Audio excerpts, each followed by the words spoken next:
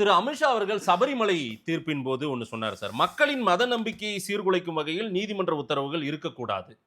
இது ஏன் திருப்பரங்குன்றத்துக்கு இது பொருந்தாதா? அமித்ஷா சொல்ற ஸ்டேட்மெண்ட். எந்த ஸ்டேட்மெண்ட் எப்போ சொன்னது? சபரிமலை தீர்ப்பின் போது. சொல்லுங்க. அது திருப்பரங்குன்றத்துக்கு பொருந்தாதா? அதே போல எப்படி அது பொருந்தும்? எனக்கு புரியல. ஒரு நீதிபதி மக்களின் மத நம்பிக்கையை சீர்குலைக்கும் வகையில் ஒரு தீர்ப்பு வழங்கக்கூடாது. ஆமா. இங்க எங்க இங்கேயுமே ஒரு பிரச்சனை, அங்க 2 மதம் சார்ந்த ஒரு பிரச்சனை வந்துடக்கூடாது அப்படின்றது தானே அங்க பிரச்சனையே. அதானே அங்க கருப்பொருளே என்ன? ஏன் தடுத்தாங்க? மாதேஷ் மாட்டிக்கிட்டீங்க. என்ன மாட்டிக்கிட்டேன்? நான் என்ன கேட்குறேன், ஒரு மதத்தினுடைய நம்பிக்கையை குலைப்பதை போன்று ஒரு தீர்ப்பு இருக்கக்கூடாது அப்படின்னு சொல்றாங்க. தர்காவிலிருந்து 15 மீட்டருக்கு அந்தாண்ட பக்கம் ஒரு விளக்கு தூண்ல ஒரு நாள் விளக்கு எரிஞ்சா அது தர்காவை கும்பிடுபவர்களுடைய நம்பிக்கை பாதிக்கும்னு சொல்ல வரீங்களா? இல்ல, நீங்க தர்கா 15 மீட்டர்ல 15 கிலோமீட்டர் இருந்தாலே நீங்க என்ன பண்ணுவீங்கன்ற வரலாறு அவங்க தெரிஞ்சதுனால என்ன பண்ணுவீங்க? இந்த வெங்காய லாஜிக்லாம் நான் கேட்கல. நீங்க மசூதியை இந்த வெங்காய லாஜிக்லாம் நான் கேட்கல. நீங்க எப்படி பாக்குறவங்கன்னு அமித்ஷா அவர்களுடைய ஸ்டேட்மெண்ட் என்ன?